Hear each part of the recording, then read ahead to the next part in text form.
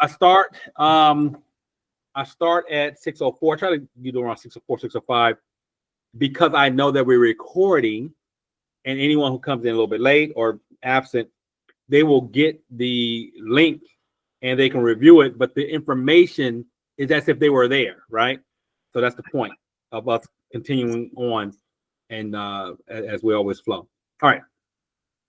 So let me share my screen. And this is actually, and I always tell this to people, this is actually my favorite session.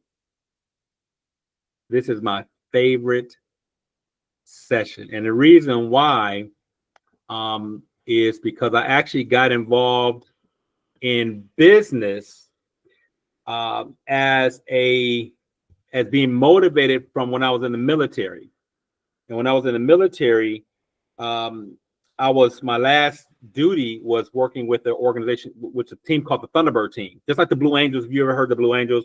They do air shows. They're part of the Navy group. Yeah, I'm familiar with the Thunderbirds. I used to go watch them in Pensacola. Oh, well, so you mean the Blue Angels. You're familiar with the Blue Angels? No, the Thunderbirds used to perform with the Blue Angels. Right. Once a year, one time every year, the Blue Angels will either come to Las Vegas and perform for the Thunderbirds and their team. And the following year, the Thunderbirds will come to Pensacola and perform the Blue Angels. Right. So that's right. And when it's funny that you mentioned that, because after the performance, no matter who we're performing in front of, whether it be the Thunderbirds at the Thunderbirds location or Blue Angels, at the end, we play a baseball game each other, and the loser takes home the trophy. And so you can imagine what the trophy is. The trophy is a toilet seat, half of it painted in Blue Angel colors, the other half is in Thunderbird colors. So whoever loses get the trophy, right? And so we always say, hey, we don't want that trophy. And it was so fun. But the point is, in terms of my motivation, both teams, their job is to go fly in front of the United States public and foreign public to display as marketing the skill sets of the ground crew and the skill sets of the pilots.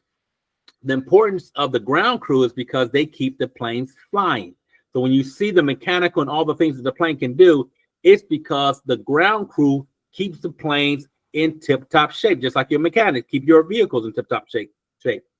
And then the pilots display their skills in how they perform in the planes, the things that the planes can do. They're showing you all of that, but you get all the oohs and ahs. But more than the oohs and ahs, you get a lot of young people signing up to become a part of the Navy. You get a lot of young people signing up to become a part of the Air Force. And that was the best marketing. After the show's end, the crew, including myself, we would make sure the planes and everything would be fine. Then we would go to a marketing event where once again, they're marketing the government, the military.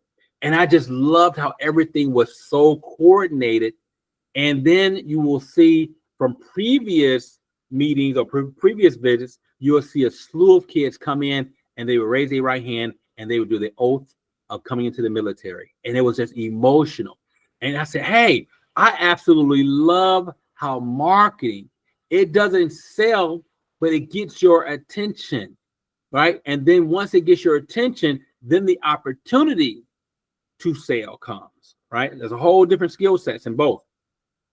And so the Air Force, the Navy, and businesses, they target people. And when they target them, they're understanding how they think, they understanding where they are, they understanding a lot of demographic and cycle things about them. And it's important for them to do that because they want to make sure that their money that they utilize and the money that businesses utilize to contact their target audience, they want to make sure that it's a value proposition on how they do it. And the only way they can get a value proposition is how much they know about their target audience. And that is what we're going to talk about. How we're going to describe our profile target audience is based on what we know about them.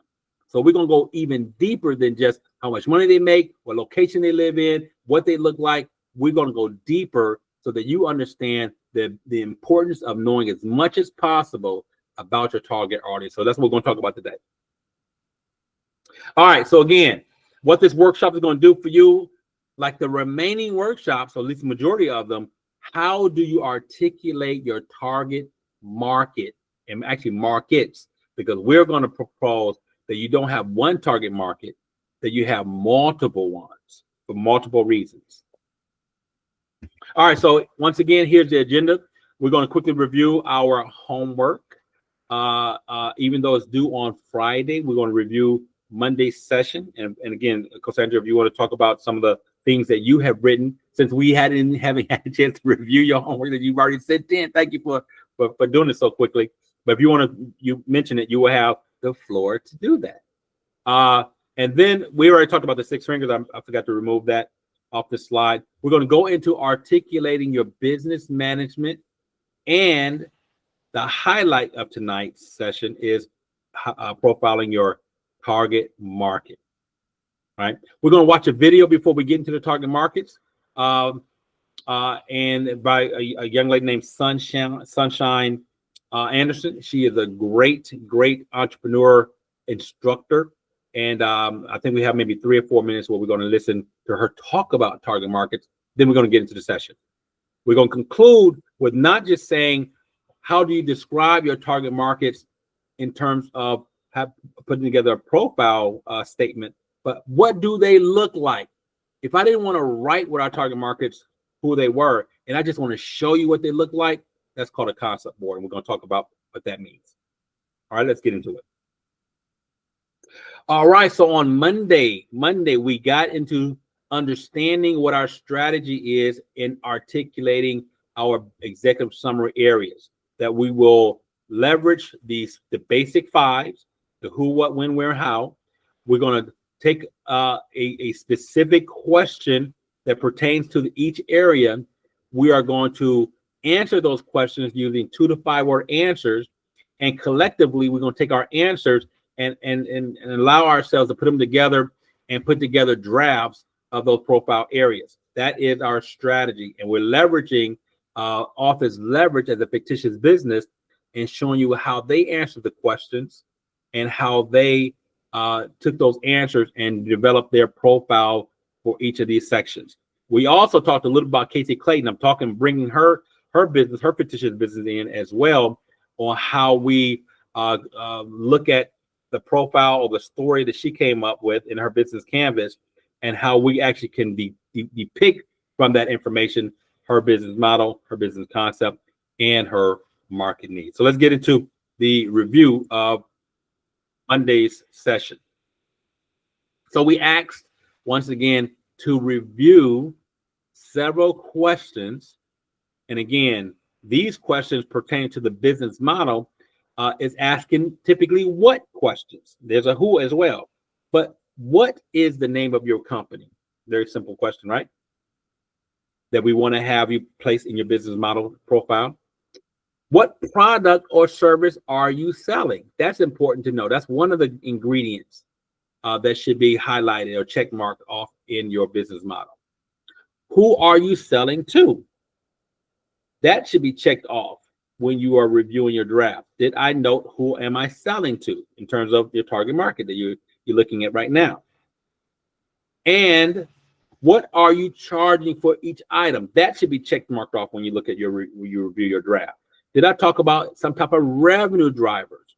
What type of revenue am I looking for, either as an average customer or per month or annually? Did I note that? So here's what Office Leverage, here's how they answered those questions and put those questions into a paragraph. Once again, Office Leverage is selling training employees of corporations, employees of small businesses, as well as individuals, train them how to leverage a better understanding or shortcuts for Office, Microsoft Office applications. So here's their business model as it relates to their training business. Office Leverage designs and facilitates custom Microsoft Office classes that have a business development focus. We target learning and development managers, within corporations who are responsible for procuring training for their company. Employee training is typically approved by HR resources in medium-sized companies and by owners of small businesses. Our primary income is derived from custom training classes that range from $450 to $1,200 per session. Webinars for individuals are $30 for a 60-minute session. So are the ingredients, when they finalize this draft and check off the main ingredients that come together for a business model cake, if you will, are the ingredients there? Did they talk about the name of the company, Office Leverage? Did they talk about what product or services they're selling? They're selling custom Microsoft Office classes. Did they talk about who they're selling to, their target market? They noted they're selling to corporations, particularly the people in those corporations are learning and development managers and HR resources. They also mentioned that they're looking at small business owners. Finally, they mentioned they do have a product for individuals, a virtual product. Now, Casey Clayton, if I was to pull out from Casey Clayton's paragraph, can we also get the ingredients to put together a profile of a business model from her review of her business? I got your style. Well, who are they? Well, Casey Clayton, I got your style. What do? They are a luxury shoe provider. They sell custom-made luxury shoes. To whom do they sell to? Who is their target? Students, professionals, and homemakers. And is there a revenue? The revenue for Office Leverage, which I'm failed to mention, is $450 to $1,200. The revenue for Casey Clayton, $450 as an average item sold, and they realized $5,000 in revenue when they actually initiated that selling price point. So the question now is, what is your business model? What's the name of your business? What are you providing? Who is your target market? And do you have price points on average or an annual price or revenue that you're looking to generate? So I'll stop here and ask Cassandra, do you want to discuss a little bit about your business model as it relates to these questions? Yeah, I can do that. Okay. Okay, so I'll start with what's the name of my company is Co-Create Solutions. What products, product lines or services are you selling? Talent placement, outplacement services, career services packages, and consulting. And next is, who are you selling your products or services to? Corporations or businesses, government, veterans, and candidates, and other candidates. And then what is the price range for your products, product lines, or services? Price ranges from $200 to $50,000. And then my business model is Co-Create. I'm sorry. Just so you know, I want to hear your business model, but those ingredients are right on. Okay. You really did a great job. So go ahead and tell us your business model. Okay. Co-Create Solutions provides a comprehensive range of services, including talent placement, outplacement services, career services packages, and consulting. We work with corporations, government entities, veterans, and individual candidates. Pricing for my services varies based on the scope and complexity of the engagement, ranging from $200 for individual career services to $50,000 for talent placement. Beautiful, beautiful, beautiful, beautiful. And I'll suggest one thing, that is sometimes when you're putting together information in your business plan, use third person. Okay. Instead of me or I, it is our or we. Okay. Okay. Very good. Very Thank good. you. And very concise. I know we talked about last Monday. It was pretty comprehensive the other day. I literally had a thesis the other day. So. That's all right. You had a lot of information, but that's good. That's good. And let me double check. I'm not sure if anybody else joined. Did anybody else join us, or it's still us? Okay. Okay. Oh, is that Taylor? Did Taylor join us? Oh, okay. We got a few more. All right. Kaylin. Taylor's in the house. You got a whole. Kaylin. Yes, I'm here. Okay, great. Tanya, Callan, you got a whole crew here. All right.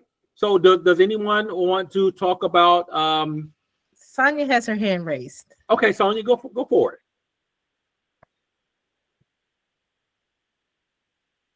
I was just trying to be in line after whoever was going to present.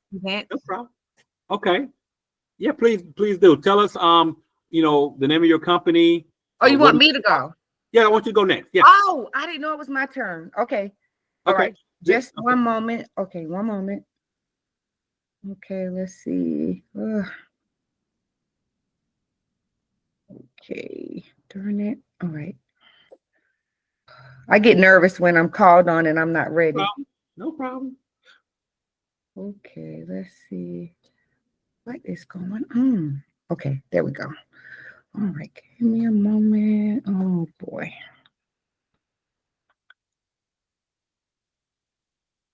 Now you don't have to actually read. If you just want to answer the questions, say what you're providing, who is buying, and your price points, that's fine. You don't necessarily have to give us your paragraph.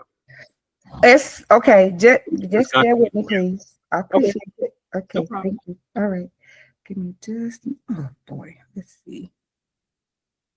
Okay, I'm gonna go off the top of my head because I really do have something formal that I've created and I have it, but I can't seem to put my finger on it. So first off, the name of my business is Optimum Links. And the service that I provide is benefit planning. I provide job search assistance. And gosh, I can't think of the other ones. I'm sorry, but there's 5 things I do. I'm sorry, I'm a little nervous. Okay, who are my customers? Right now, my customer is a federal agency. My price point is between $555 to $1,875 per person on a monthly basis. And what else am I missing? That's it. Oh, you got who you are, you got what you provide, you buy who's buying, and you got your price points. Okay. That's perfect. That's all we want to discuss because I know you're gonna put it together and send it to me by Friday. But just having those points, I know that you can put together a paragraph. So very good. Okay, thank you. My hand. Oh, y'all already put it down for me. Okay. Okay. Colin, you want to go next? Yes, I can definitely go. It's not quite complete, but I can go ahead and answer some of these questions on the list. Okay, very good. All right. Who we are, the Bornells Agency, Inc. provides risk management strategies to small and mid-sized businesses. We provide education and consultation to business owners and individuals on general liability, work comp, commercial auto products. We offer these products and services to individuals that have businesses under $1 million in net revenue. And currently the typical amount for premium is around 1 million to 10 million. I'm sorry, 1,000 to 10,000 in premium. Okay, so that's the price point. So in your target audience is businesses that have less than, you said, $1 million? Yes. Okay, so what you might want to also do later, as we're going to be talking through tonight's class in terms of target market, is you may want to determine if you have a special industries, right? There may be 2 or 3 industries that you're really going after, and those industries targets do have the million or less criteria. So you may say we're going after healthcare industries, we're going after truck transportation industry, logistic industries, and we're going after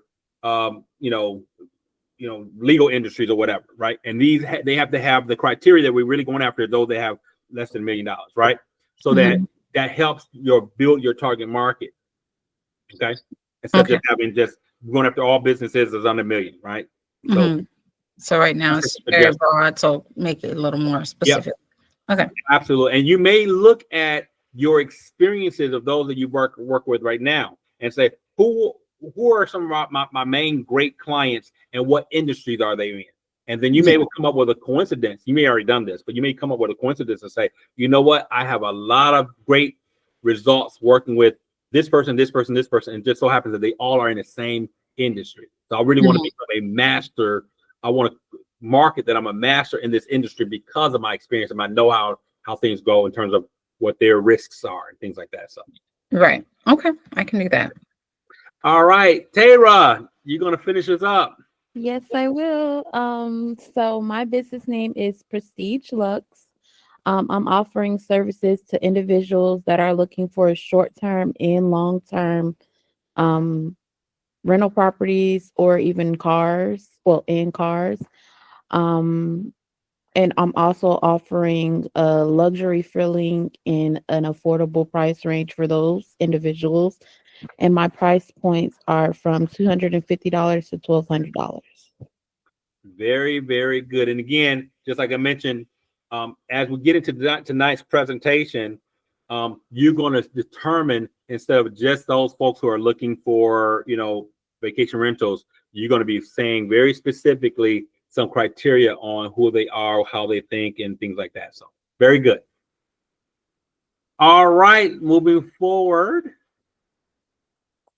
We also discussed about your big idea, your business concept, right? And once again, we wanted you all to be able to review some pertinent questions for this area, answer the questions using 2 to 5 word answers, and then use those answers to come up with your paragraph. This is not due until Friday. But again, we want to discuss it. So just as a discussion without actually giving out your paragraph is what I'm going to ask you all in a minute. Here's what we came up with Office Leverage after they answered those questions. Here is the final draft that they came up with.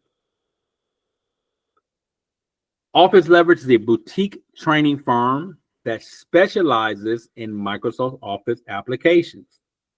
Unlike larger training firms with an expansive catalog of classes, we focus on the core applications that drive businesses today. We approach our curricular design with the company's end result in mind, which is typically business development and servicing their customers efficiently. Past students praise our effective and patient delivery style, which helps improve employee productivity. So again, like I mentioned on Monday, the ingredient or the main point of this area is you determining what is your big idea as it relates to how different you are from what's already out there or your competition. So some of the other ingredients, what makes your company unique or different than what's already out there, and the features and maybe benefits of the product or service, right? So here, maybe a feature is the fact that they have a curricular design. They customize the curriculum as a feature, and they do it making sure that the in mind of creating this thing, as the company is going to make money or save money. And because of that development, that feature, the benefit is that their customers will be taken care of more efficiently as a result of how they create the curricula. The benefit is that the customers are taken care of quickly and efficiently. The benefit of how they deliver, one of the features that they have an effective and patient delivery style and presenting the information. That's a feature of the service. As a benefit, the company gets an improved employee productivity because now the employees are understand the shortcuts because they were able to understand the information. It was provided, it was presented in a patient way. The benefit is an improved employee productivity. So the companies that hired off this leverage, that paid off this leverage, what did they really get? They got an improved employee productivity. That's what they really paid for. Yes, they got the training, but what they really wanted was the benefit of improved employee productivity. So as you're thinking through your big idea, you have to underscore what is the feature of this thing and what is the benefit, the outcome of what people paid for. Are they happy with that? Once again, looking at Casey Clayton, I got your style. What is their big idea? And how are they looking at themselves different from their competition? Well, they are in the luxury shoe area in the shoe business. And they're providing handcrafted stilettos and boots with cutouts. They're different in terms of their workmanship. They're different in terms of the unique style. Those are differentiators. So the question, let's discuss this. What is your big idea? And let's see if we can be concise. What is your big idea? Because I got a lot to go through. So let's see if we can be quick. What is your big idea? And why do you think it's better or attractive? It would be better or attractive to the people that's in your target audience. What's your big idea? And why would it be attractive to your customer out there? So we will start with Tara and then Sonia. Tara and then Sonia. What's your big idea? And why do you think it would be attractive? People will smile and say, I'm interested in that.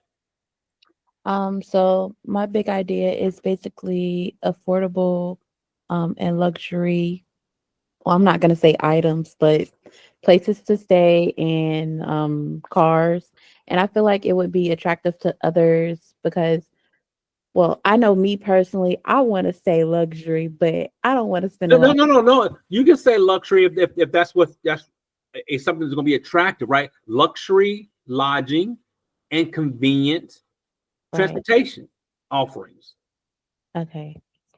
Well, I feel like it would be attractive to others because a lot of people like that, but they don't want to spend a lot of money. So yes, you're about to get this luxury place to stay in car for a budget instead of spending 10 bands and all of that. So I feel like that's why mine is, which will be attractive to customers. So absolutely. And I'm saying, I'm just ready to jump in because I like the fact that I'm imagining you thinking through a business you want to start, particularly this business. And maybe one of the first 2 or 3 things you thought about was, I want someone who wants an affordable place like I do, but they walk in and it looks like $1 million. Right. They should be paying a lot more for this, right? And that is why you decided to start this business. So not overthinking it, but this is your big idea. Thank you, Sonia. And then we're going to go to Colin. What's your big idea, Sonia? Uh-oh, you may be on mute. Forgetting I'm on mute. No problem. Sorry about that. Your big idea and why you think people will be attracted to it. Okay. I got confused, right? So I thought you wanted the paragraph, so you're not wanting the paragraph. Nope, not right now. Now, Okay. if you want to give us your paragraph, you can. I don't have a problem with that, but I want to make it easy for everybody just to answer off the top. Okay, so I want to give my paragraph if you don't Sure. mind. No, Okay, no. at Optimum Links, we have a deep understanding for the value of diversity, equity, and inclusion. to bring to the table. We set ourselves apart because our founder lives personally with disabilities, making it our commitment to the cause truly authentic. We empathize with the challenges of individuals living with disabilities faced when trying to access, retain, succeed in competitive employment opportunities. Our approach is tailored and individualized, as we firmly believe that each person deserves a career path that aligns with their unique skills and aspirations. We offer comprehensive career planning, ensuring that each individual receives guidance and support needed to navigate their professional journey. Very, very good. Now, when you send that to me, I'm going to stream that down to maybe three sentences. Okay. All right. We want to be very concise when we're in the executive summary. All of that is going to fit somewhere else in the business plan. It's going to be very, very thorough. But I love the draft. That's the type of draft that I start off with. Draft number 1. My draft number 2, I'm going to say, okay, where can I cut off? Where can I just get just the facts and put that in there? And then I might want to add a few extra stuff. And you said 3 sentences. No. I'm just giving you an example. I'm saying, I don't remember everything you said. So maybe it'd be 4, maybe it'd be 5. But I'm going to make it very concise. Instead of, I'm going to try to be as much as possible straight to the fact. What is my big idea and why is it attractive? Okay. I can add all the stuff on the reason why I do such and such, but really I want to say, here's my idea and here's why I think people are going to like it. Okay. But all right. Very, very good. I love it when people overdo, because I got a lot to work with to cut it down. Okay. And I'm definitely going to need help in that area. I'm very wordy. No problem. When you send it to me, I'll always give you my feedback and give you a suggested answer from what you give me. I might have a couple extras, but I always want to use your thought process to help give you some additional feedback. Okay. Okay. Very good. All right. We're going to go with Callan and then Cassandra.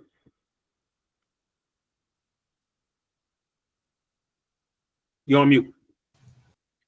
All right, sorry about that. Okay. Okay, and I'm sitting here trying to draft it as we speak. But what I said was, my big idea is to provide high level of professionalism to mom and pop businesses or smaller businesses. That's the big idea, taking away the confusion of insurance. There you go. I like it. I want to educate, right? Because I'm trying to figure out my big idea is something that's not already out there. I mean, it might be out there, but not prevalent. Okay. Right. So my big idea might be, instead of just showing a person a menu of services, I want to educate them on what liability and risks that are inherent to your business. Okay. Now that you know the liability and risks that are inherent to your business, your type of business, here are the things that a lot of people look at in terms of coverages. That's education, opposed to saying, here's all the things that we want you to cover, right? Mm-hmm. That might be attractive because you're telling me why our business, our industry is so risky.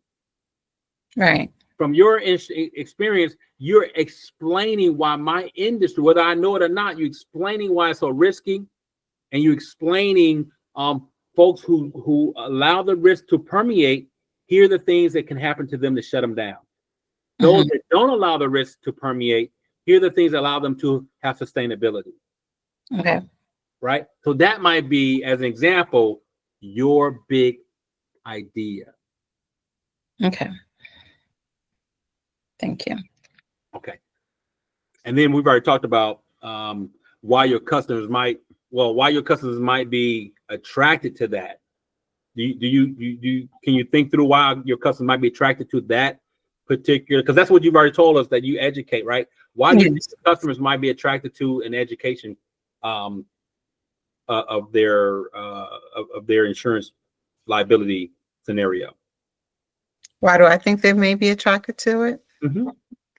Well, it would make them feel more comfortable, because a lot of times they feel like they're just paying this premium and they don't know why.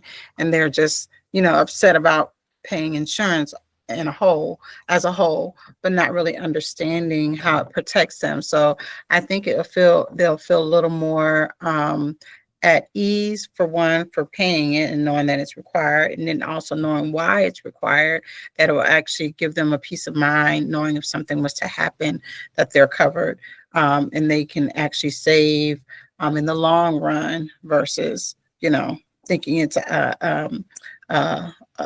something that they're paying for. It's actually an asset to their business.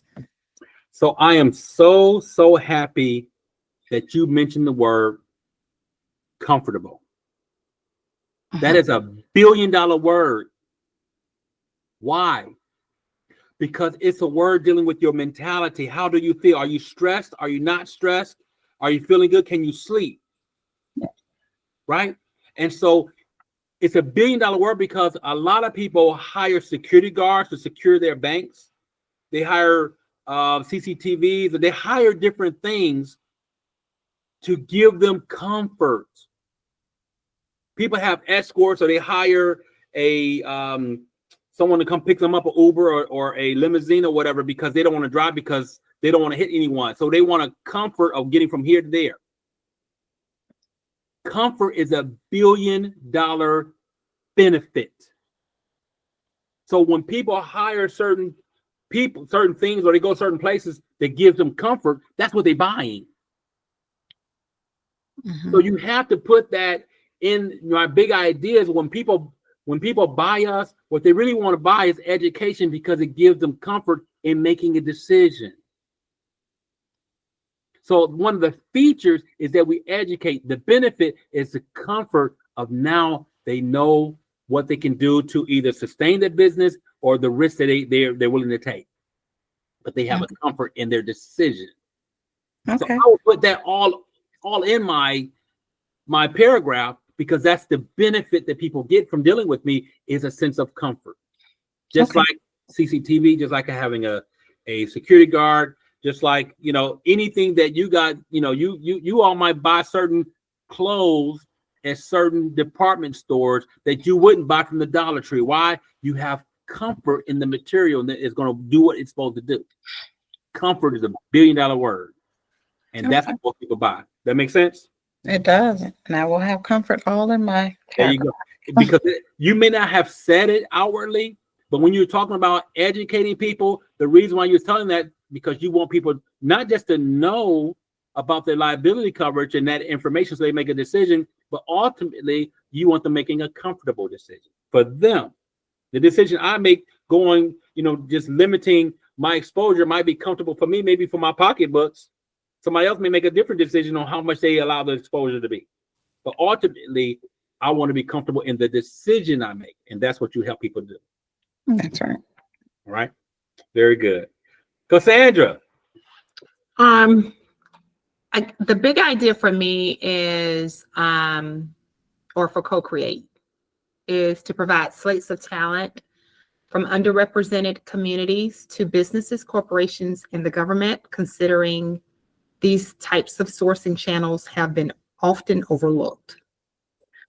I think the features or benefits that make it attractive is customers will feel more attracted to this type of business in an effort to do more inclusive hiring for organizations and addressing gaps in talent acquisition and consulting.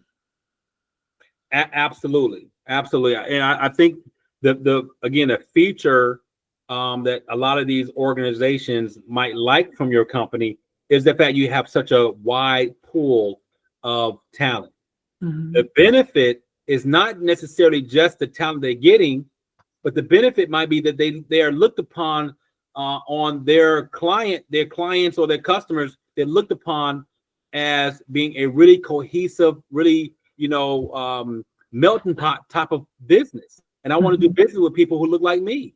So the benefit might not just be the fact that they're getting great talent that can do the job. The benefit is really, what do we look like to our clients?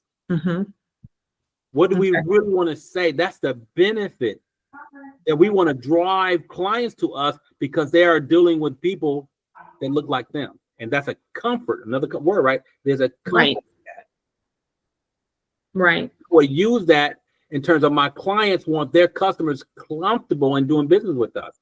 And one of the things that they can do is they're doing business with people who are women, who are minorities, who are veterans, so on. They're dealing with people who have the same life experiences as them. And that's a comfort in that. And we make money off of people wanting to do business with people that look like them. That's right. That's the word. Okay. I got it. Right. So when we're talking about marketing, we're talking about going deeper than the face value of what we look like and what we actually offering. When we're talking about marketing, we're not talking about sales yet. We're talking about the big idea and the feature and benefit that people are going to like from that benefit, that big idea that goes a little bit deeper than just the training or just the education and so on and so forth. Right. Very good. Thank you, everybody, for sharing. All right, and the last area we talked about is the market need. And the questions really talked about not only about what are you providing, but are there any statistics that bear out that it's really needed out there? What evidence, right? I'm not going to ask you all to share this information because that requires some going through the some statistics that you may already have, and I'm not going to go through that because I'm short on time as well. But looking at what Office Leverage, how they noted what is needed from their review and research, which is the word I was searching for. But not only what's needed in their research, but the fact that they have statistical proof, statistical evidence that backed either their assumptions or backed what they found in their research. And when they got the statistical proof, when they read or realized what the need is, it allowed them to identify an opportunity for them. And now that I see what's needed, now I see that this is much money is being made out there. Now I think I can do that. That's the benefit of understanding research or market need. The benefit is now I identified an opportunity. So here's what Office Leverage said about their research. And then the benefit from that research is that they started their business and the information from that. So here we go. Office Leverage was founded to help companies optimize their investment in Microsoft Office by increasing employee productivity, right? The benefit of the services, increasing employee productivity. Now, here's what they found. The American Society for Training and Development estimates that U.S. organizations spend $109 billion on employee training and development annually. More locally, which is probably their market, in metropolitan Atlanta, there are X number of businesses with 20 to 500 employees. And these businesses typically do not have an in-house applications trainer. Secondly, there are over X number of small businesses in the local entertainment and professional services field, those specific industries, who would prefer targeted online training instead of sending an employee to an offsite class. They want the class brought to them. So once again, they said they started their business to optimize companies' investment. But why did they start their company and do that? They saw an opportunity because there was a need in training, and the statistical proof was $109 billion.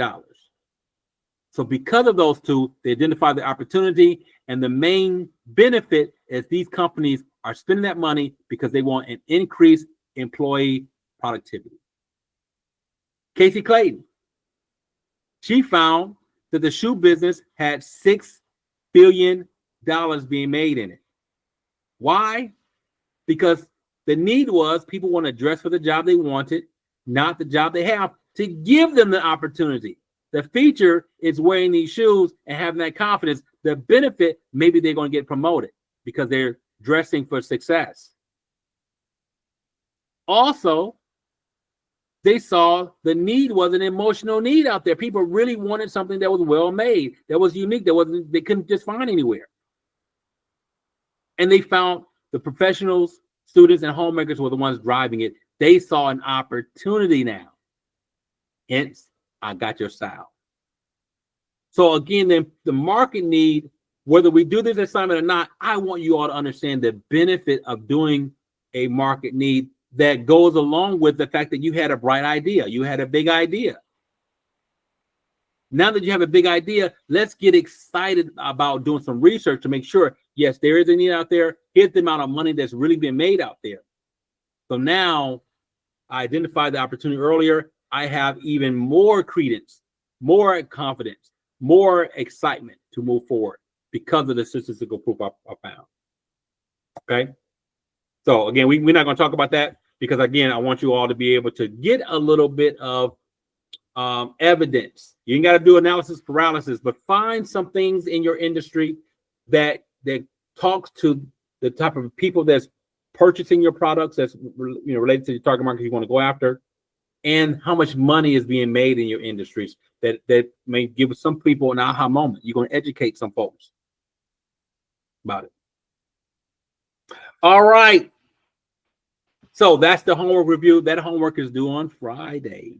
And again, maybe one or two of you all may have sent it already, and I hadn't had a chance to go through my email today. It's been a busy day. So thank you all. All right. So today we're going to go ahead and move toward management and target market. How do we profile or articulate a profile for those that are managing our business or our business's business management? How do we profile and articulate our target markets? Let's get into it. All right. So when we talk about our management and staffing, ultimately what we're really saying is who's running this business? Who's really running the company? Who is the one who has to make the decisions? And who do they need to help them have a sustainable ran company? So when we want to dissect who is managing it, one of the things I like for us to really look at is our tags, our talent, our abilities, our gifts, and our skill sets as a kind of evidence that we are the right ones to run our company because of our tags, that the company benefits because of our tags, it benefits from our leadership because of the things we learn along our life's work, because of things we learned in working as a register person at a fast food place. What did I learn about customer service that became a part of my tags? It didn't matter the environment, it mattered what I learned in these different opportunities. So here are the questions that pertains to the management. There are who questions. We're talking about the basic five, the who, what, where, where. Really, it's a lot of who questions. So when we talk about why are you qualified to run your business, who is running, who has these particular positions? Who is the CEO or the manager or the director or the chief or whatever the position is called? The position has tasks to be done that's inherent to that position. Who is that person? What do they have that allow them to specifically handle those tasks? So again, what are your tags?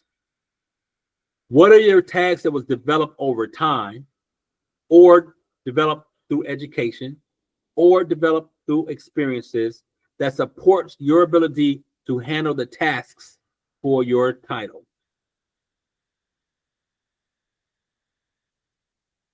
That is what we want you to be thinking through as you answer these questions and thinking through as you look to put together your profile.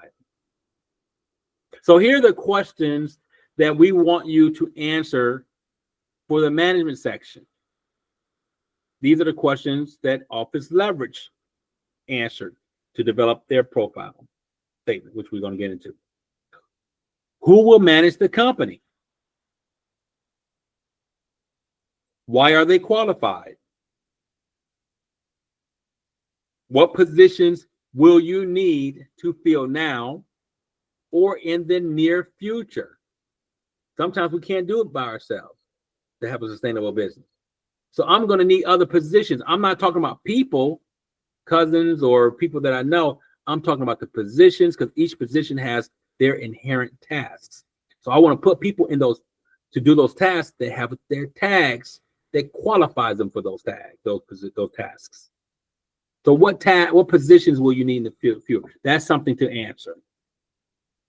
How many people will you need on your payroll in total, maybe including independent contractors if applicable? So who's running your company? So let's see how Office Leverage answer these questions. All right, who will manage the company? Let's just say Steve Yates.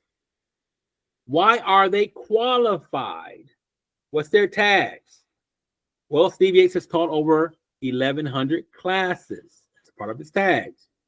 Also managed training centers for 50 people. That might be a part of his tags. What positions will you need to fill now or in the near future? So again, this is a training business. Well, we need trainers. Steve Yates can do it by himself. We also need business development people, because while Steve Yates might be training, we need people to go out there and get other contracts. He can't train and then go out and get contracts. It's hard. And we need training coordinators. Maybe not all these right now, but in the near future as we want to grow the company. Otherwise, the company is going to grow. So we need training coordinators to coordinate multiple people at different sites, because the business development person got multiple contracts in the future. So how many people will you need on your payroll? Well, right now we're thinking about 6 is a good number. So answering those questions using 2 to 5 word answers, let's put all those together and come up with 2, 3, or 4 drafts before we say that is a good draft. I could tweak it some more, but I'm not. I'm going to stop right there. I'm going to copy and paste that and put that right in my business plan. So let's see what they came up with. Blow it up. Office leverages management as it relates to their tags. All right, Steve Yates is the founder and CEO of Office Leverage. He is responsible for business development, curricular design, and company operations. All those tasks. Oh, that's a lot. Previously, Steve Yates managed the training program for over 650 employees in the Atlanta office of a global insurance company, where he earned a Microsoft Office Specialist Master Instructor Certification, a tag. He has taught over 1,100 classes in Microsoft Office and other software applications, a part of his tags. Now, as the company grows, there will be a need for 3 trainers, a vice president of business development, and a vice president of operations. Straight to the point. There's not a whole lot more needed. We don't want to overthink it. We don't want to overdo it. That's about 4 sentences there, or 5. We want to do several drafts utilizing these answers and then come up with a good, concise final draft. So the first one might be really, really long, but we want to massage that down to about 4 or 5 sentences. That's straight to the point. That tells us who's managing it, why do they have the ability to manage, or what's the evidence that they should be the leader, and once again, you need additional support, and what positions will they be?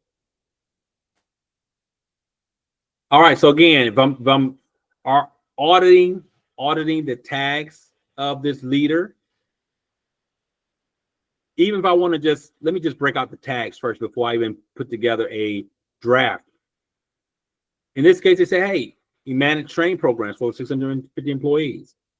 That's a nice talent or ability or gift or skill set. He earned a Microsoft Office Specialist Master Instructor Certification. Well, again, that's a good skill set to know about.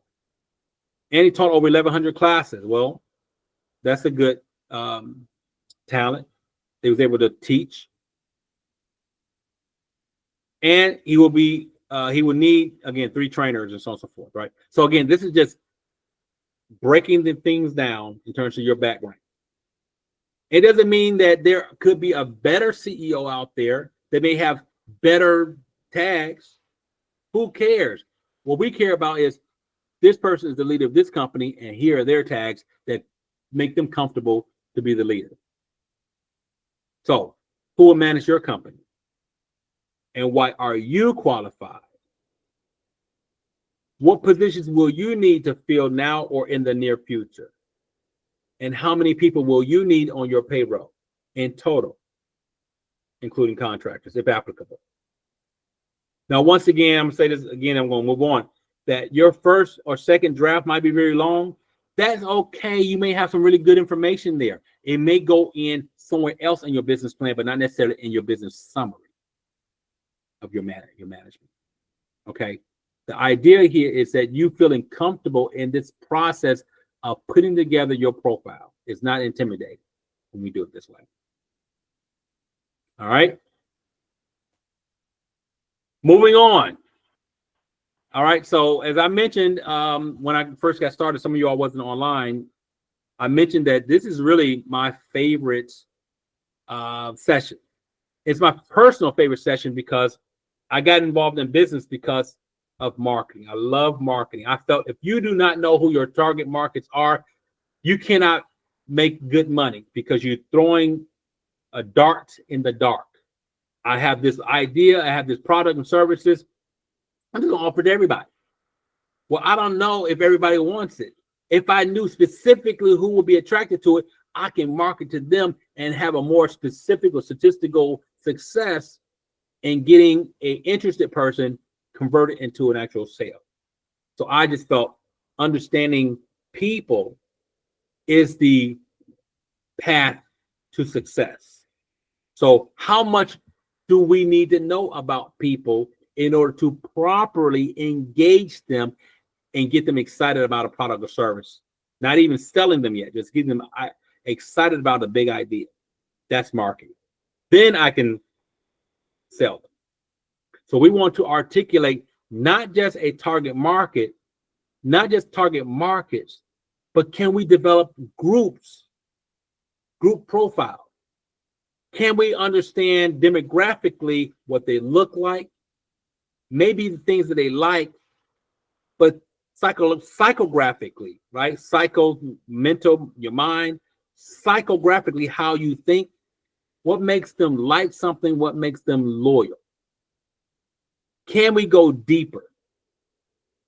So once again, the target market is who need or will buy your product or services. And can we go a little bit deeper than just the surface who they are? So I'm going to have Summer Alexander tell us a little bit more about why this approach to target marketing, understanding a little bit more about your those that you want to go after, why that's important. And then we're going to talk about how we profile them. How do we do our articulated? All right. So I'm going to stop sharing here in order to go and open up the video. All right. So Did you say Sunshine Anderson earlier? I did say, I said that's an artist, isn't it? Yes. Artist. This is Sunshine Anderson. Yeah, I mean, I was waiting on Sunshine Anderson. I'm like, okay, I love her music, so maybe. I do too. I do too. You know, it's crazy because when I said Guardian it, script, huh? I started thinking that name sound familiar. Is it? But I didn't correct myself because. Well, I didn't correct it because I thought she was going to be on a video, so I was like waiting. It is so funny. All right. Oh, I meant to hit share. So let's go share this. I sure did say Sunshine. Okay. Hit a project deadline, the endless Slack messages, the awkward just checking in emails, the meetings about meetings. About meetings. But here's the thing. Over 1 million teams found a better way. Motions AI doesn't just track your projects. You want to skip it? Prevents Sure. problems before they happen. Hey guys, Summer Alexander from Summer Alexander Research, and I'm Hey guys, Summer Alexander from Summer Alexander Research, and I'm here with this week's effortless marketing tips. And today we are talking target market. I need to stop this real quick. Hold on. I want to restart it because it seems like it's not synced right. So hold on. Hey guys, Summer Alexander from Summer Alexander Research, and I'm here with this week's effortless marketing tips. And today we are talking target markets. Who are they and why do I need one? It's not Now, synced, but don't worry every about that. entrepreneur has heard at some point in time that they need to define their target market. Now, this is true, and here's why. As good as your product or service is, there is no way that everyone on the planet wants, needs, or can afford whatever it is you're selling. Narrowing down your target market will help you to focus your marketing efforts and advertising dollars to the people who are most likely to purchase from you. So who are these people? Well, I'm going to give you the easiest definition of a target market that you've ever heard, along with 3 effortless tips to help you figure out who they are and how to find them. Okay, so let's talk target markets. Everyone says you need one, but for many entrepreneurs, this remains elusive. So here goes the simplest definition you've heard for a target market. They are a group of people with a known problem, looking for a solution, and money to burn. Or in other words, your target market is a group of people who have a specific problem that your company has an exact solution for. They know they have this problem and they're actively seeking a solution for it, and they can easily afford your most expensive solution. So, don't get hung up on this word problem. Let me talk about that for a second. You can easily insert the word need, desire, or want. You with me? Okay, good. So here are 3 quick tips for helping you identify your ideal customer. Number 1, guess. Not just pull a demographic out of the sky, but give an educated guess. When you started your company, who did you envision purchasing your products and services? Describe the type of people that you really like to work with. Who do you think is the typical user of the products and services that you provide? Who's the typical buyer? That's not always the person who purchases. Think about that. What kind of income does a customer need to have in order to afford your services? What type of things typically prompt somebody to purchase your products and services? Number 2, trial and error. And this is one of my favorite strategies. I recommend this to all my clients. Okay. You can't really figure out who your ideal target customer is without having worked with a few people first. So I say, after you've come up with an educated guess, do some light, really inexpensive marketing to that group and see how it goes. Perhaps the group you thought would be the ideal buyers are really just pains in the you-know-what. Do they haggle you over prices, refuse to turn your phone calls, ask for more than they're willing to pay for? Even though a market may sound good on paper or in your business plan, it doesn't really mean that they won't drive you nuts. After working with about 20 to 30 people, you should be able to really narrow down your market by plucking out those who aren't a good fit and finding their polar opposite. Okay, tip number 3, borrow. In many cases, there's no such thing as a target market who nobody else is selling to. Do some research on businesses that are similar to yours, also known as competitors. Search their Facebook and Twitter posts. See who's engaged with them. Check out customer rating sites like Yelp or Google Local to see what kind of feedback they're getting and from whom. Snoop around their website and see who is commenting on their blog posts. And while you're there, check out their customer testimonial page. Now, don't abuse this step by becoming the creepy competitor stalker. You just want to use it to gain some information about your market, your competitors, and who is likely to buy from you. Bonus tip! Okay, so as we wrap up, I got one more thing I want to share with you. You should never define your target market with one word. Women, men, teachers, doctors. Listen, let's talk mothers. Let's say your target market is mothers. Think of how many ways we can describe mothers.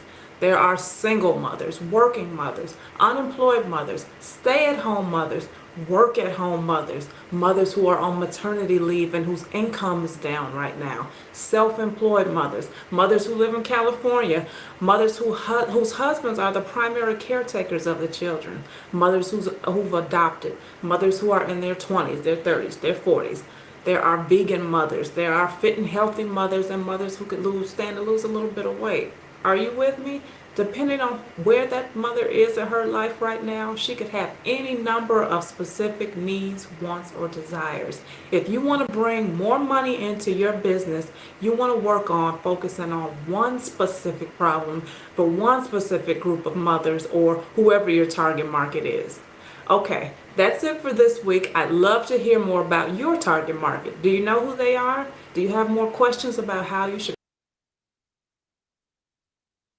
All right. I apologize for that being a little bit not synced up, but I hope everyone was still able to get the gist of Summer's information. Let me go back into sharing, and I want to kill that. Okay. All right. So I love the fact, again, that she really identified who our target audience should be considered, right? It's not just the people in the problem, but they actually have to have money for it. If they are squeezing two nickels together, it doesn't matter that they need it and they want it. They may not be our target audience if they really can't really afford it. We can certainly market to people who may not be able to afford it because they may just want it and emotionally get it. But that is not the people that we need to be marketing to. We're spending our money with flyers or business cards and so on and so forth. We're not giving it to those people that really can't afford us. We're going after those people that have a problem, they're seeking a solution, and they have the money for any of the solutions that we might offer. That should be your target market. Okay. So we're now, in terms of the basic five, the questions are really about who. Who are these people? Who is going to be buying the product or services? Who is currently buying similar products and services that you want to offer? We want to look at them demographic groups. What they look like, how much money they got, where they located. All that really is important because it might be a certain area that you are going to be doing business in. When we talked about in session 2, we talked about your vision.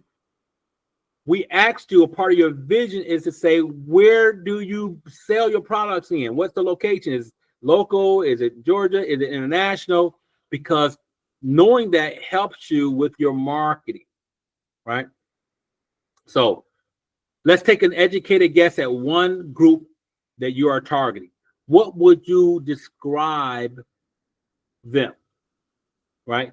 So we're not going to do this, I'm going to move forward because I think Cassandra has to leave at 7:45, so I want to make sure I get everything in before she leaves. So a part of what you all can do in looking or thinking through your target markets is there some descriptions about them that are similar, they have in common?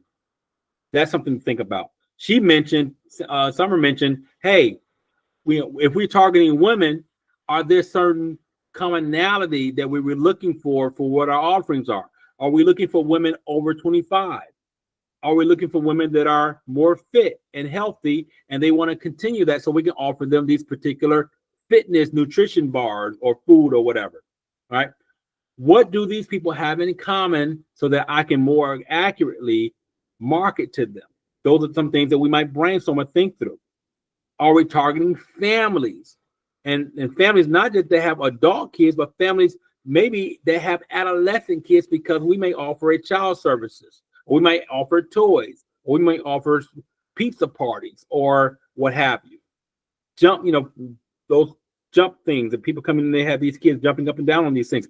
That might be what our offering is. So we may be targeting families, but more specifically that those that have adolescent kids. They're seeking entertainment outing. That we might end up bringing a donkey or a horse or whatever, so kids can ride on it or take pictures next to it or whatever.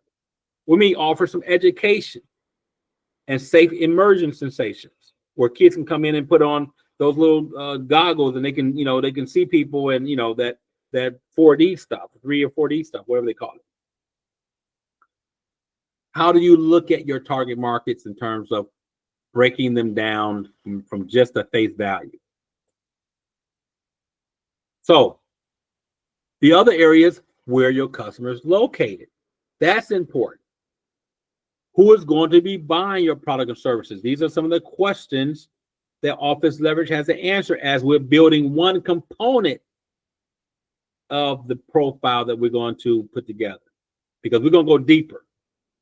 Who is going to buy your product or services? What do they look like? And where will you promote your company? These are some very important questions. We got more, but thinking through those as you're starting to do your brainstorm before putting everything together, these are some things that are important to know. So we do want to come up with a customer group. We do want to name those groups. We do want to give them descriptions. In the case of Office Leverage, in the previous homework assignments that they did, that I explained, they continue to talk about 3 specific targets. They talked about HR executives or IT directors, but they were talking about them as it relates to corporate businesses, and these are the people in the corporate offices that procure work or procure trainers. They also talked about small businesses. They always mention small business owners are the decision makers for that particular group. And then they talked about individuals that may want virtual training on very specific skill sets, like maybe Office Word or Access or Excel. So each one of these areas, they need a description. And here's what they said. The description of the corporate people they're going after, well, they procure training for their company's employees. What about small businesses? What description can I give them? Well, they want project-based training for their employees. The employees are doing something very project-oriented, very specific. This is just Office Leverage, how they're looking at their customers. And the individuals, who are they going after? How can they describe the individual so when they're marketing to them, they're saying these specific words to attract their eyeballs?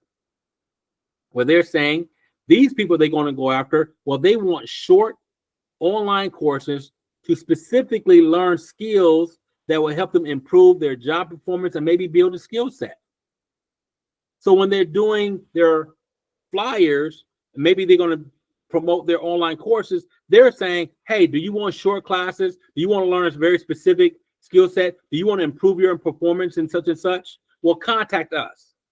Well, a overview like that is not going to be sent to a corporation, even though all of them are getting training from the same company and the same type of training. But that flyer is not going to go to a small business. They may put this flyer that says, do you want your employees to be more productive? Do you want your employees to learn shortcuts? Do you want to allow your end to save money or make money because of a better trained employee? Contact us. We can give you training. Well, that flyer is not going to go to an individual, right? It's not going to attract the eyeballs of an individual. But the individual and the corporation, they both get the same training. So it's important to know, have a description of who you're going after so you can better market to them. But let's go deeper. Let's go deeper than just having a description of the people that we want to go after. Let's add more detailed information to those that we're targeting. We want to know even more about what they look like. We want to go even more about what they think about. What are the things that they like? And what are the people that we try to contract with? What are they loyal to? So in order for us to go deeper, in some cases, we're going to have to brainstorm and think through some of the things that they like to do. Maybe where they live, that might be important. Maybe who do they currently buy from? Maybe, what do they do? What job functions do they have? Depends on, again, what you're selling to them.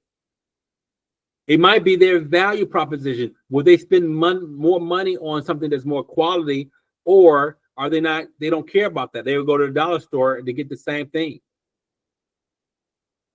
Do they have an affliction, a problem, a mental issue, or whatever that allow us to go after them and help them with our products and services? Is that something that they can be grouped by? Are they united because they are part of a special group? Are they in a fraternity or sorority? Are they part of a union? What are the things that might unite these people that we can actually go and sell to? Is that something important in our offering? So these are just some examples of how we can group people together based on some coincidences about them. But we want to go deeper. Are there any demographic data that's important for us to consider for the people we want to go after? Not everybody's the same, but we're just throwing things out there. Are there any age range that's important to us to know about? Or maybe years in business. I think one of you all had mentioned about going after business, but they have to have a certain number of years in business for them to be a potential customer. 5 years in business, I think maybe somebody mentioned. Do they have to have a certain income or a certain revenue if they're a business for you to engage them or want to engage them? Is that a criteria, a demographic criteria? But when we're talking about demographics, is what they look like, how much money they make, what zip code they live in, what they do. Those are things that are touchy-feely. But later on, we're going to talk about psychographics in a minute, which is probably even more important. So this is just a group of scenarios. We can add more to this list, but we only can have so much on one page, one slide. But is their lifestyle something that's important for you to consider? Are they part of an affinity group, like I mentioned earlier? What about geographic location? Are they located in a particular city or county that's more so akin to you advertising? If you got a barbershop and you want to advertise for your barbershop that might be in Marietta, you may not put the advertisement in Decatur. You may or may not. You might put it around Cobb County. So the geographic location might be an important consideration when you're talking about who you are marketing to. Do they have body attributes based on, maybe I'm a personal trainer, I'm going for people who just had a baby. And I know that in their mind, they want to get their body together. So that might be something that I'm going to be marketing to. Maybe number of people in a household. You got, if it's just a couple, I may not be selling this vacuum cleaner to people who are just a couple. I want to sell it to people who have 4 or 5 people in the house because it gets dirty. The carpets get dirty quicker. So the number of people in the house might be a criteria for who I'm marketing to. Maybe there's a gender. Maybe there's a marital status. These are just some ideas in terms of you all looking at demographics as we're going deeper. And again, there are more demographics. I can go page by page. Are they the end consumer or are they the end user? Give an example. The end consumer might be the company that's hiring office leverage, but the director might not be taking the training classes. The director, the IT director, HR director who are procuring the training may not be going through the training themselves. They're not the end user of the training, but they're paying for it. The end user might be the employees who didn't pay for it, but they're getting the skill set. So they're not the customer, the end user in that case. But there may be a situation where the end user is the customer, such as the individual person who not only paid for the training for that virtual class, but they are in the class to take it to build their skill set. That might be the demographics of who you're considering. That these might be some considerations.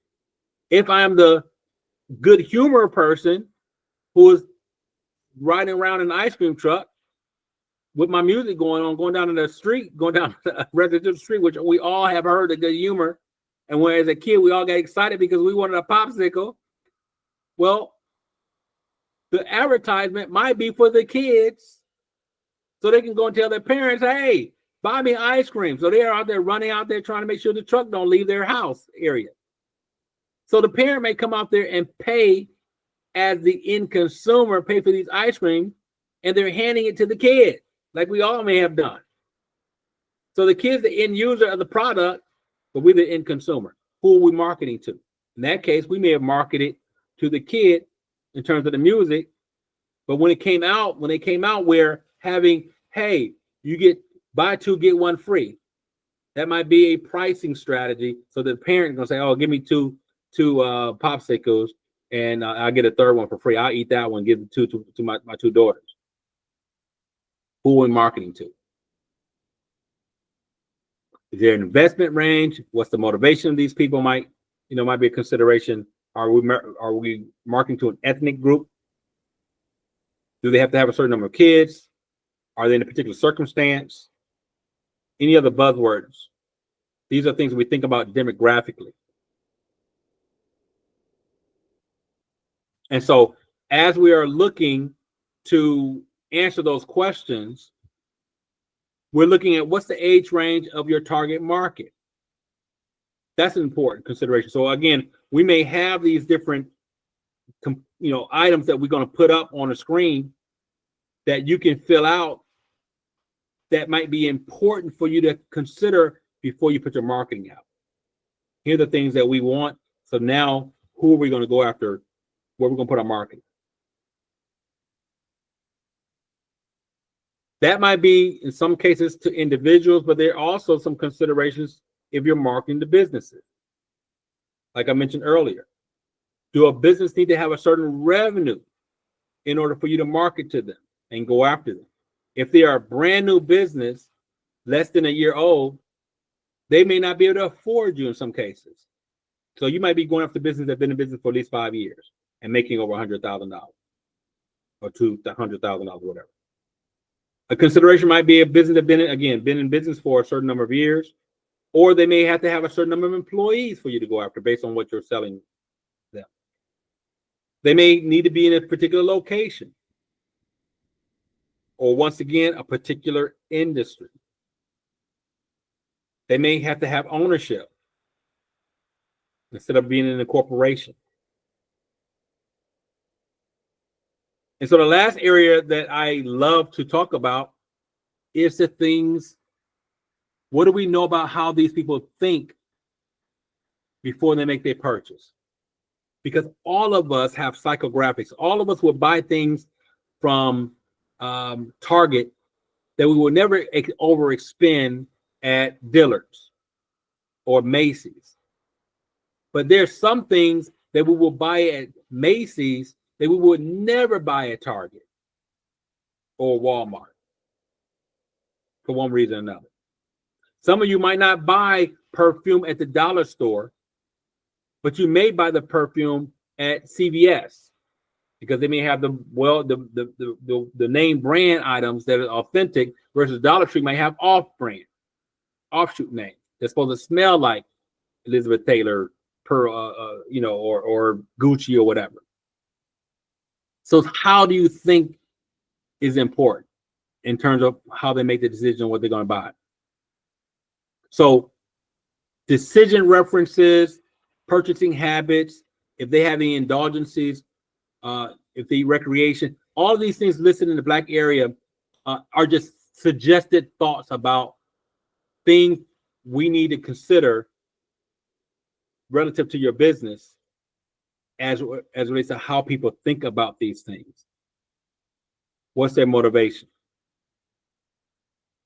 Once you have all those, because we're diving deeper now, once we have looked at the demographics and psychographics, once we have identified a descriptor of our group, we then should be able to help us create that paragraph for each group. So here's a breakdown from what Office Leverage, how they answered these questions And then we're going to see when they delve deeper, how much information were they able to get looking at the psychographics and demographics. So once again, these same questions: who are your customers? Where are your customers located? Metropolitan Atlanta and surrounding counties. Who is going to buy your product or services? What do they look like? Describe your target market in terms of demographics. Well, they said small business owners, training coordinators, HR people, might be corporate folks. And where will you might promote your company? And you might promote differently based on these different groups of folks. So in this case, they said HR industry. So they took that information, they delve even deeper on learning what they look like, what they loyal to, demographic and psychographic information, put all that together.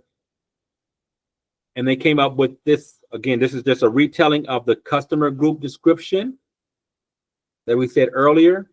And when they delve deeper in the corporate one, I'm going to show you what they came up with when they delve deeper under the corporate. Here's what they came up with. Human resource directors, managers, and vice presidents, right? All that's demographic information.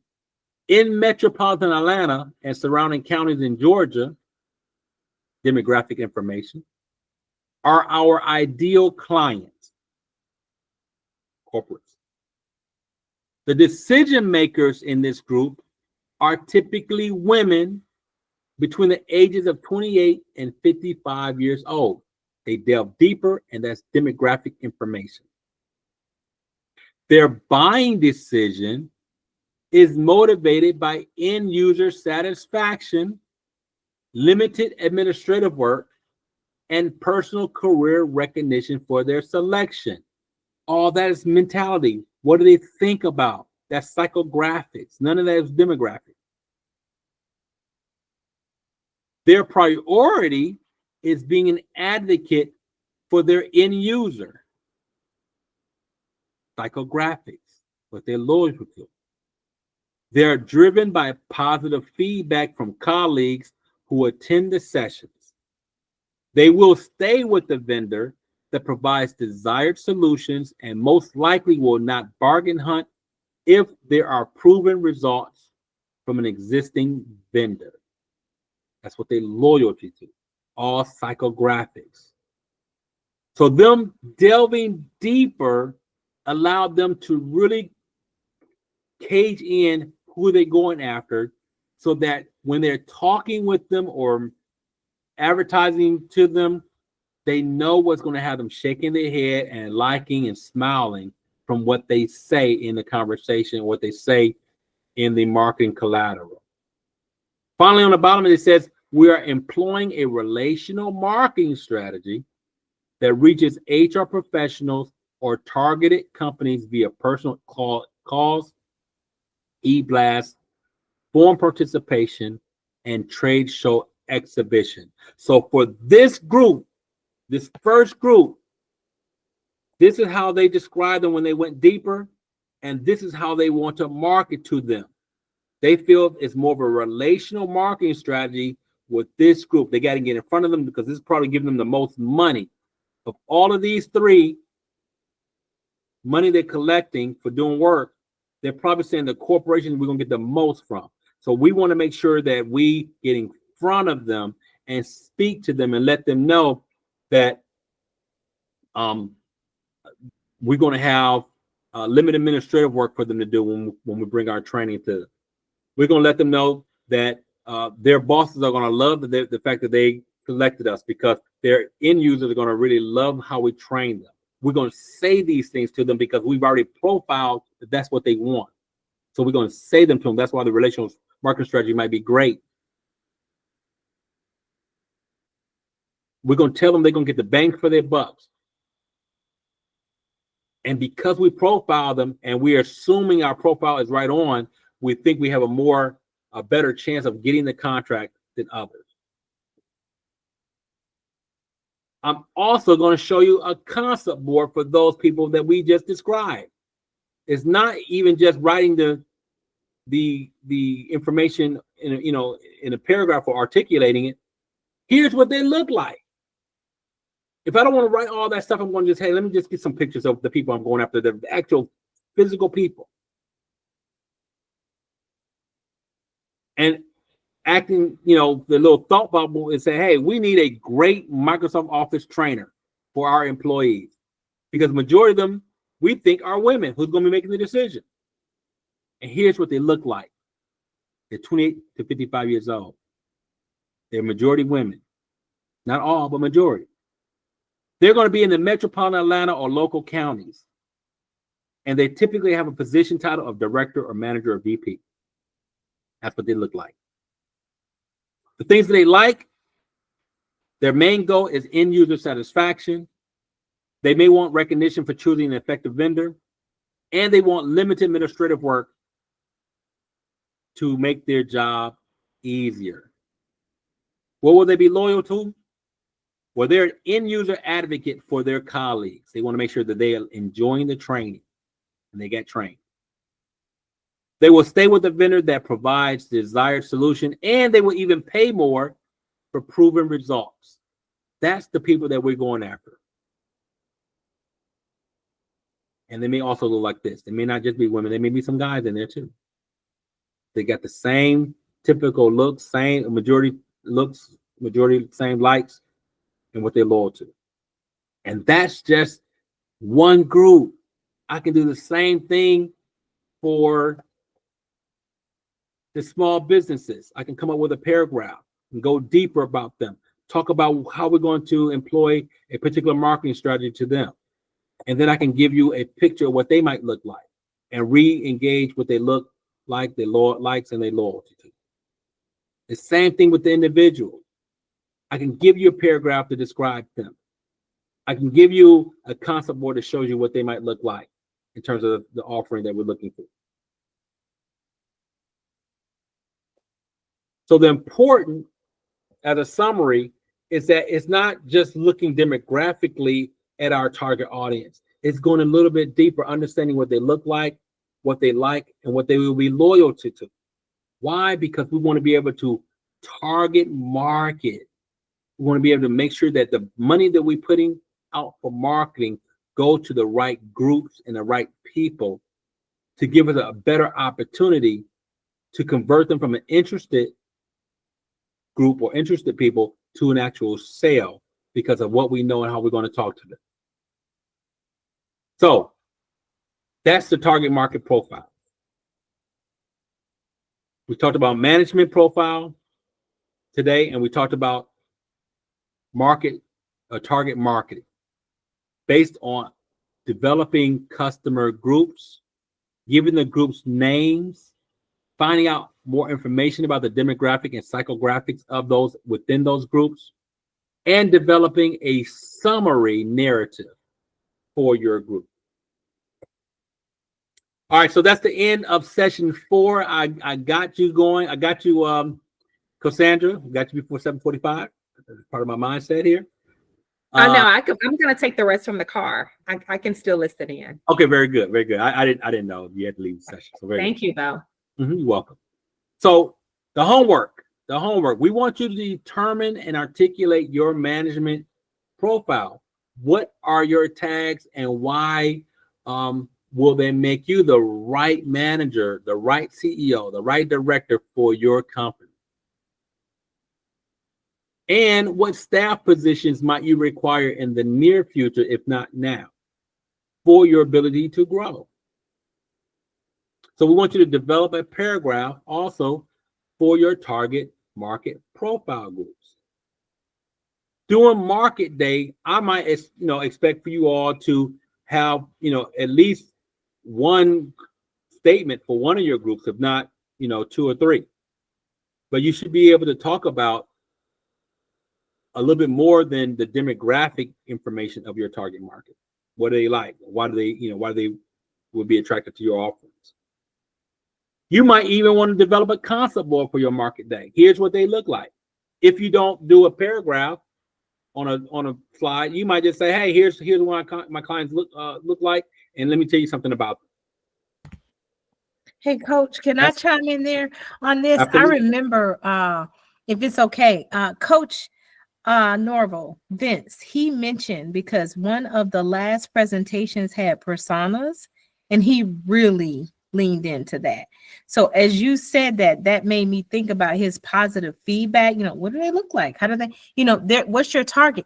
But really, you might say, the personas more around what they eat, where they go, where they drive, where they hang out, where, those characteristics. That's what I'm looking for. So I just wanted to lean in because he gave some really good feedback. I forgot who did it, but I don't know if you remember, because we just did ours at Greater Wealth Works in the fall. So thanks for pulling that forward. I just wanted to chime in because that really resonated with his feedback he gave. Absolutely. So that's the homework for today, and it's due on Monday. Your target market profile, your management profile, and your target market group. Now there's a bonus. For those that are interested, because we're going to talk about something called SIT code. If you hadn't heard that term before, I would imagine one or two of you probably have heard of it.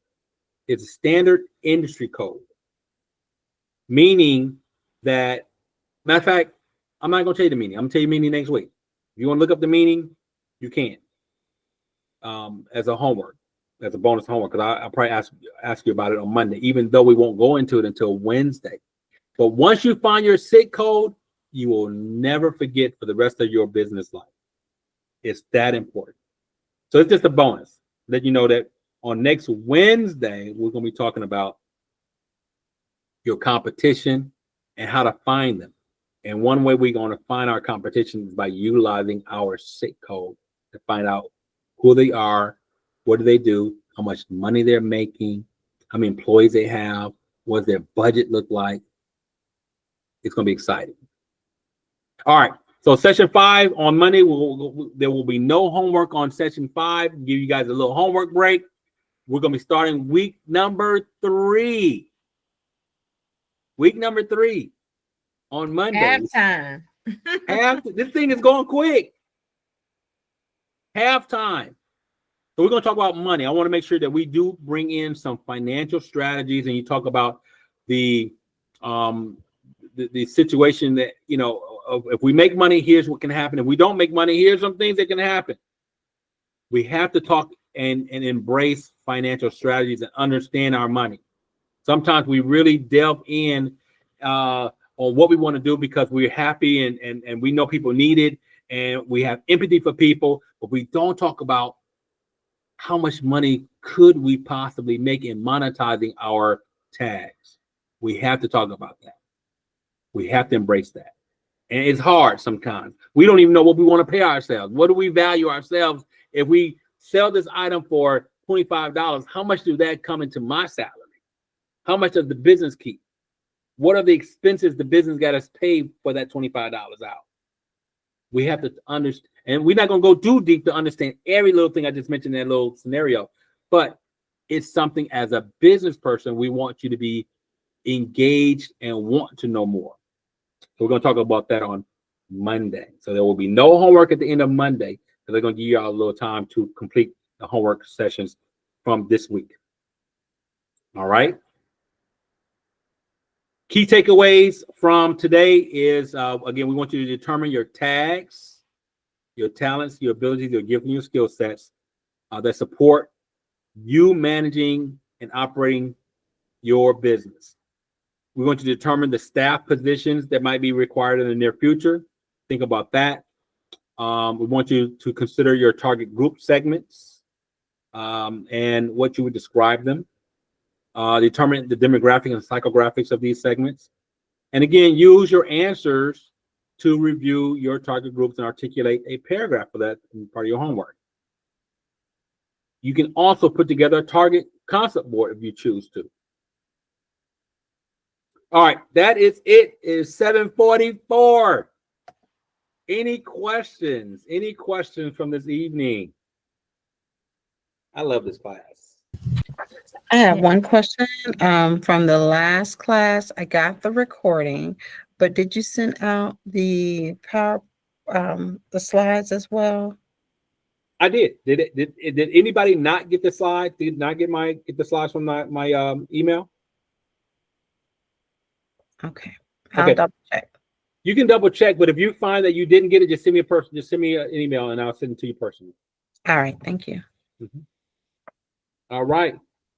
Any questions? Sonia has a question too, and then I'll go after her. Go ahead, Miss Sonia.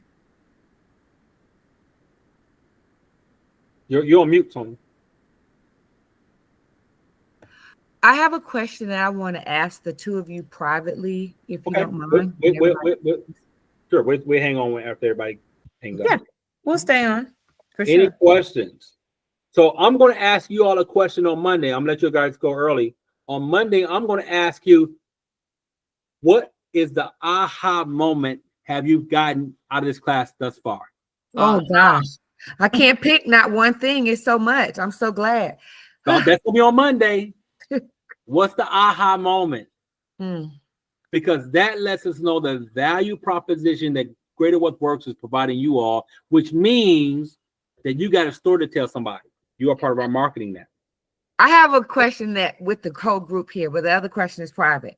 Sure. Okay, this last 6 weeks, right? Okay, so is there another level to you guys after this 6 weeks, or the 6 weeks is it? And I'm sure everyone will probably want to know that. I'm just asking. I'm going to let Jamise answer first. Yeah. Then I have a comment towards that. For sure. So yes, we do have a next level. It's called Strategic Foundations with Master Strategist Aaron White. We have not decided when to run that course because it is extensive and expensive to run. So we ran it in the fall of last year, and I think we're thinking about doing it again so we can secure a sponsor so we can keep our courses at low or no cost, which it is a nominal cost for that. But that is next level. We do, and those are for businesses who have been in business, but most of them want to take both of them. So I had somebody to do just that. But she more goes on that strategic end, and she leads with the business canvas and takes you down that path of strategy with her expertise. And then to piggyback on that, she also has other options like office hours, but we have not confirmed her for 2025, but that is our next level. And we had about a dozen people who leaned in to take that course. The other thing I want to mention, and I'll kick it back over to you, Coach, is that we do have a series that kicked off last month, and every Friday of the month, except for the last Friday, we will be hosting what we call, internally we call it Financial Fitness Fridays, but externally it's our Financial Fitness series that we have partnered with some strategic partners that we have to hone in on access to capital. So that's what we talk about. We talk about SBA loans. We talk about getting loan ready. We talk about the solutions to be able to provide you options when you're buying or leasing or leaseholding or equipment or capital, working capital, lines of credits. So we coach you through this series of our partners, and then also crowdfunding. So when you get one of our special experts, Mr. Galloway, that comes and does not miss a cohort, he'll be talking about that diversity of, they call them, capital stacks. So we're taking that stack and we're every Friday building out these financial fitness Fridays so you can stretch your muscles and learn how to leverage. So when you say like, what's next? That's it, and a whole bunch of consulting based on the client's expertise, and then our partnership with our other partners that come in, that like our SBA certification workshop, like our other workshops that we have in the local library and online. So that's, I could talk about Greater Works all night, but Greater Wealth Works all night, but I wanted to make sure I hone in on that next step, next level, and things to come. So Coach, I turn. So the Fridays don't come until after we finish this class. No, they're happening now. They're ongoing. And you sent us the links already? They come out in our newsletter. Oh, okay. So if that's why we want you to be connected with us, because we send out our access to capital, and the title is Need Access to Capital, and it's going to stay the same boring subject all year, because I just made sure. And if you get our newsletter, it comes that way, but I can, because the link Does the link change? No, you can register for the series. I set it up. So coach, Okay. I'll send you the link and then you can share it with the class so they can have it. But it's every Friday from 11 to 12. And it will be every Friday except for the last Friday, because that's reserved for Girl You Got This, which is where we feature business owners and they talk about their journey and inspire you. Okay. So let me just check on the Friday, because this Friday we have Harvest Financial, and he is the expert in SBA real estate lending. He's not going to talk about lines of credit and working capital. He's going to talk about the 7A, the 403, these numbers that the government likes to give to everything. He's going to talk about that. But that's whether or not you started a class. That is ongoing. That's our attempt to address the number one challenge with businesses, and that's access to capital. And that's every Friday, 11 to 12, with a feature partner to help you get closer to access to capital. Thank you. My pleasure. Go ahead, coach. All right. So one of the challenges and opportunities I believe Greater Wealth Works provide is the opportunity is to continue to build your business muscles through the offerings that Greater Works have. The challenge is that you have to also be able to balance all of the offerings with you continuing to build your business plan and not to get too distracted with, because we're all time challenged, right? So one of the things that some people miss doing is once the class all ends and you have your market day and you put some things together, is coming to the consultants with Greater Wealth Works and saying, hey, I now want to review what I put together. Not necessarily the PowerPoint presentation, but the things that's on paper, right? That you put into your business plan. I actually sent you all a business plan template as a Word document that I didn't get a chance to talk about today. I'll talk about it on Monday real quick. Because we did not want to provide you with this class without also having a business plan template that you take your information and plug it inside. And I gave it as a Word document so you all will have opportunity to type into it, right? So I'll review that on Monday. But what we want you all to do is come to the consultants and say, do I need to tweak this even more? That's the next step. I want to tweak this and then start working on the other areas of your business plan that's pertinent, that might be a lot more grandiose in your conversations about it, but still answered in this, put together in the same format. So we want to make sure that you all are staying on point with moving forward with actually completing the business plan. We talked about being committed. We talked about being disciplined, but we also talked about being consistent, right? It's not just the executive summary, but once again, the challenge is being able to balance not only completing the business plan as the next step, but also engaging in other subject matter that's important for you to know as well, right? One of the things that once you do have your business plan done, we're still challenged with balancing now, putting our business plan into motion as we want it to go, but also still learning other basic areas that Greater Wealth Works is going to provide on still building your business or financial literacy or whatever it may be. So this business world you're in is it never stops. The learning never stops. The challenge of being time challenged and being able to carve out things to build your business muscle is the great opportunity for us to embrace. And we're not going to be the best at it, but we know it's coming, and that's a good thing because learning never. I sit in these classes too. I might be an instructor in this, but I sit in these classes too, and I learn, right? And then I build relationships with these instructors. I don't let any of the instructors just go. I'm taking down the information, and I'm having one-on-ones with them because I want to get more information. I met one instructor at the airport yesterday that I'm going to introduce to Greater Wealth Works. They do financial literacy. They talk about life insurance, universal life insurance policies, right? Great conversation with her on the plane. She's actually a travel nurse. She's a traveling nurse.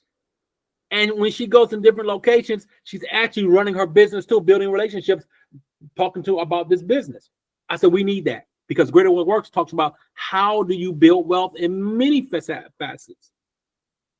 right? Because we never stop learning. So that's a great question. The what's next step should always be asked of Great West Works. Okay, I went through this class on Friday. What's next? So they can tell you how you can be successful. So great question, Sonia. Thank you for asking. All right, I talked us up to almost 8 o'clock. Any other questions? I know, Sonia, we're gonna hold off where everybody else fall off if they don't have any other questions. And Amaka, I'm glad you're here. Well, I think we missed you last week, so I'm glad to see that you showed up, that you're here. Amaka. Huh? Amaka, I'm sorry. Amaka, I'm sorry. I apologize for mispronouncing your name. All right. If there is not anything else, if you all can fall off, and we can engage Sonia in her private question. You all have a great night. All right, you too.